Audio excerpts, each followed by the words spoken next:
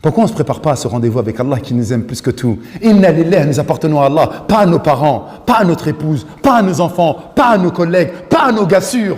On appartient à Allah et on retournera à Allah. Pourquoi on ne se prépare pas à la rencontre de celui qui nous aime vraiment, de celui qui nous a créés, de celui qui nous a donné le souffle de vie? Pourquoi on ne respecte pas Allah, notre Créateur? Celui qui nous aime vraiment, celui qui va nous donner la vie éternelle, celui qui nous a donné nos pères et nos mères, celui qui nous a donné notre santé, celui qui nous a donné notre ouïe et nos yeux pour qu'on puisse lire et écouter, celui qui nous a donné notre nourriture quotidienne, ceux qui sont en train de souffrir là. Moi je passe tous les jours à la porte de la Villette, ceux qui sont venus du Bénin, de l'Érythrée, de Somalie, d'Algérie, de Tunisie.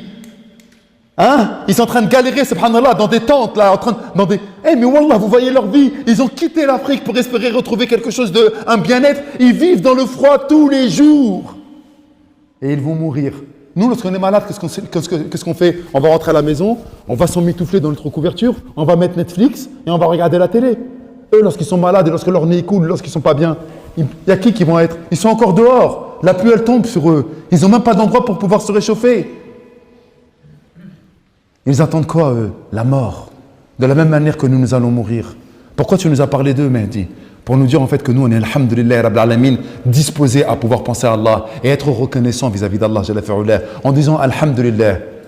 Et comment on peut dire alhamdulillah? En pensant, en se remémorant, en ne négligeant pas notre rendez-vous avec Allah,